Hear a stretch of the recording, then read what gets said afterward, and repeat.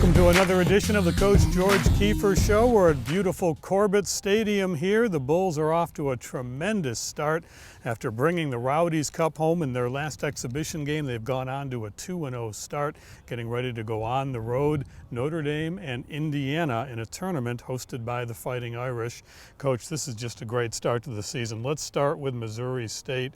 People who aren't into college soccer maybe as much as we are don't know that Missouri State is a very, very good program year in and year out. You come out with a nice 2-0 win. Missouri State's a strong team, and that's why we scheduled them. And typically they're either in the tournament or playing in their conference final to get there. And I do have a relationship. One of their former coaches was at West Virginia, so we knew they'd be very organized. And I thought they did a good job against us in the first half. But what I liked more was my team in the locker room was talking about what we needed to do before I even got in there. We did it, and we took everything away from them and just kept going at them. Scored 2 goals, could have scored 3 or 4. And I was really pleased with the performance of the guys in the second half. Opening win for the Bulls. That takes us to the next game against Georgetown, supposedly on Sunday night at 7 o'clock. Right. Rain said no, and you waited a long time to try to get this in. It's not easy. You were in danger of not having that game on your schedule. I mean, it's a non-conference game. Georgetown's not coming back if you don't get it in while they're here. As you mentioned in the postgame that night, give Georgetown some credit for hanging in, playing the game the next morning. But your guys, again, really responded. That's not easy to sit around all evening, then go into the overnight period and have to come back at 9:30 the next morning. It was, a great, college soccer match in that both teams wanted to kick off, Sunday night. I think both of us agreed to, no later than 11:30 or, which was ridiculous as it sounds. But so the mentality was both teams wanted to play. Both teams were going to figure out a way to get the game in and give Georgetown credit for sticking around and playing the next day. I really take my hat off to my guys because they were very, very dominant in the first half, and they were locked in and really cued into what we needed to do to be successful against Georgetown, and did a good job of that. You've been so successful on set pieces the last couple years. Corner kicks used to be Lucas Baldine. Now you had Lindo there, and he put it right on a line to have it headed in, and just a great first goal. Great first goal, and it's funny you say that about set pieces, and it always comes down to having guys that can put the ball in good spots and talented guys that can finish it. But I will say that my assistant Fred DeCranian is responsible for that aspect and really takes pride in it. Is very detail orientated with the players to make sure they get to the right spots. And don't look at the outcome of each one, but be in the right spots, and then the outcome over the year will be successful on them. And they were good. In fact, he was talking from up top about guys getting to the right spots. 2 corner kicks later, guys in the right spots scored goals. So give him some credit for that as well. Brandon Riley got the goal, first career goal for USF, a senior in his second year with the Bulls. A little bit later in the first half, you had a freshman who probably had his heart broken, thought he had his first goal. Again, a great opportunity, this time on a free kick off the post. The ball caroms out. It looked like the Bulls had it headed in. Give, again, Georgetown some credit for a great defensive play, keeping it at 1-0. The center back for Georgetown, Yoro, is, in my opinion, a top pick. I mean, whoever needs a center back, I don't see anybody taking anybody but that player. So depending on where those needs are, that's where I see him going. But he sprinted like 15 yards, and I've never seen a player sprint that fast to clear it off the line. So that, what do you say to you guys at that point other than that's a good play by Georgetown? Kendon followed it up nice. The ball kind of took an awkward hop, so maybe you tell him jump a little differently, but you really got to give you credit to Georgetown on that play. So you get your heart broken on what you think is your first goal. This is a freshman we're talking about.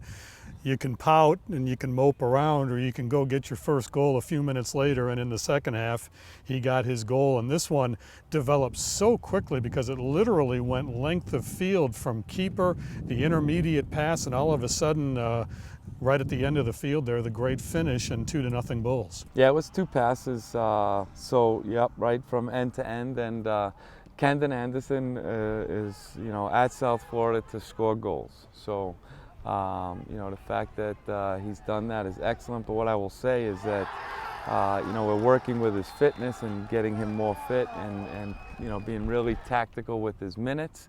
But for the amount of minutes he's played, he's creating 2-3 chances a game, and he's only playing like 20 minutes right now. So if we can increase those minutes, I think that will help take the ease off some of the other players as well. When you look at the stats, this really was a dominating performance. You're well ahead in shots, you're well ahead in corner kicks.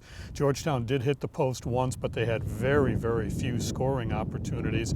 It was really a start to finish dominating win. Yeah, and I think you got to look at Spale and Hines in the back really doing a good job. Because let's face it, we love to be on the ball, we love to attack, but somebody's got to look at it as to how we could get hurt. And doing a good job of managing how many guys can go forward without leaving us too exposed at the back. And let's talk, there's 2 shutouts now against 2 very good teams. With multiple goals in each game, that's a good starting point. But there is, and we watched video today, yesterday, there's a lot of work that needs to be done, but there are some pieces there. Bulls go to 2-0, knocking off number 3 Georgetown, and in the process earning a number 24 national ranking for themselves. When we come back, Tom Zebold will have a one-on-one feature. He will visit with Graham Smith when the Coach George Kiefer Show continues.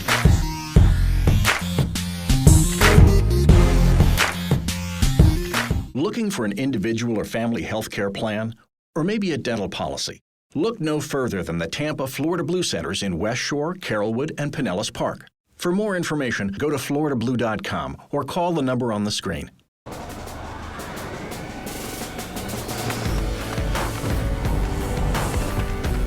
This is where the legends live, waiting for someone with better innovation. From the brand that reinvented the t-shirt comes the Under Armour Speedform Apollo.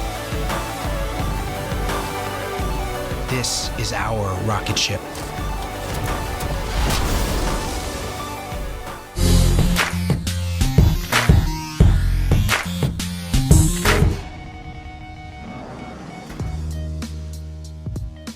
Let's talk about your year. Last year you gained a lot of experience here. It looks like you had a real good time with the team. Yeah, I loved being here last year. It's a whole different ball game kind of down here, the way we play, our style, and I really enjoyed playing that way, more possession oriented. And I had a good year, but I'm looking to improve upon that this year. What was the appeal for USF, and what kind of made you want to come over here? I had the opportunity to come down here, and based on the success this program's had, and the coaching staff, and just kind of the beautiful facilities and everything, it was kind of like a hard opportunity to pass up, and I'm glad I did it. How was the adjustment? This team is a very close team. You have players from all different countries. Yeah. How was the adjustment for you last year, and how much did the team embrace you? I think they brought me in right away. It's definitely different than something I've ever experienced before. We have people from all over the world. I mean, for example, we'd be at a team dinner, and sometimes I only understand a third of the conversations that are going because of all the different languages. But I think that's great. It's kind of like a melting pot. All people of different cultures come in, but we try to make each other one in our own culture, as if USF soccer.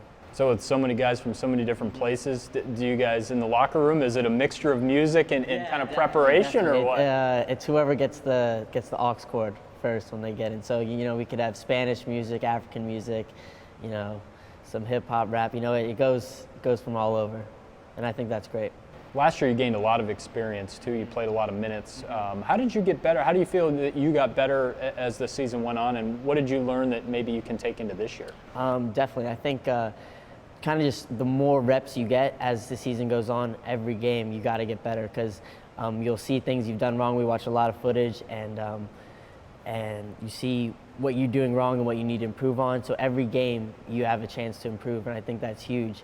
And this year I'm just trying to take everything that I learned from last year and step it up a notch, because what it comes down to is we're here to win, and maybe we didn't do that enough last year, so we got to step it up this year and make sure we get our results.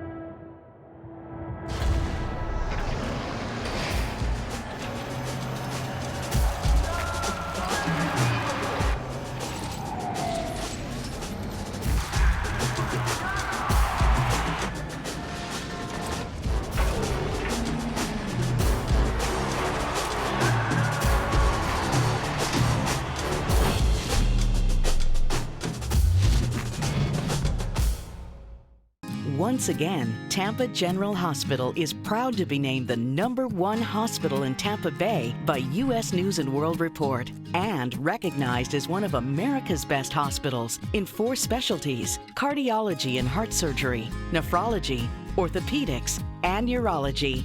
#1 in Tampa Bay, again, and one of America's best. Tampa General Hospital, trusted for our expertise, chosen for our care.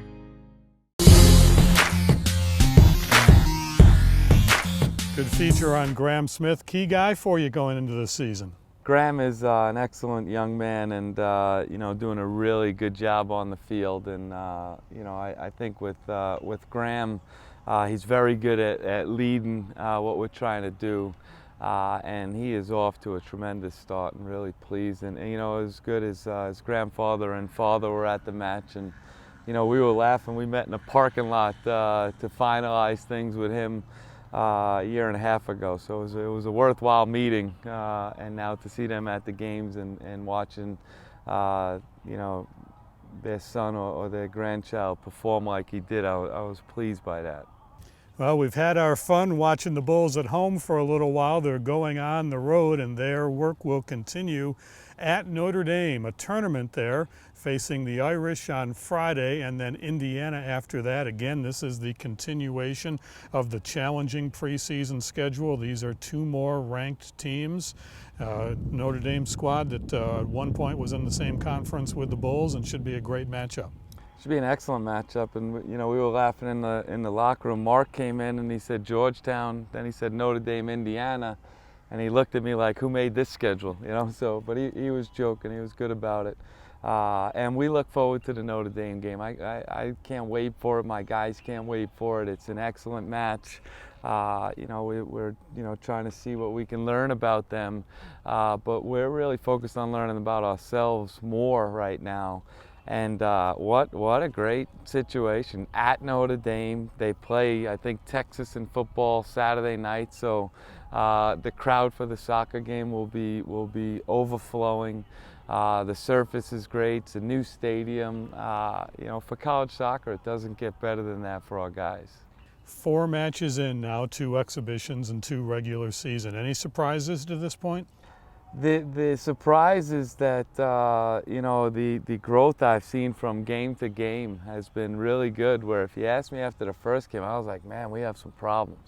But really, they were quick fixes, and the guys are holding themselves accountable, and you know, the group is so tight right now, and you know, that makes my job a lot easier. But you know, the thing that makes a really good team tick is when the top players work like crazy, and when you can get the most talented guys, you know, that everybody's talking about, to be doing the hard work out on the field, the defending, the grind, and the slide. Lindo slid for a ball to save a shot late. Nazim's tracking back. You got Kendon working. You got Melvin Beckett being one of the hardest guys. Hines is all over the place. Where it's easy to coach when those guys are that committed to why we're playing. Coach, have a great trip. Thanks for being with us today. Thank you. Head coach of the Bulls, George Kiefer. 2 on the road for USF. Back home in a couple of weeks. Make sure to check the schedule on GoUSFBulls.com. Don't miss a game here at Corbett Stadium. It's been quite a show so far. We'll see you again soon with another edition of the Coach George Kiefer Show.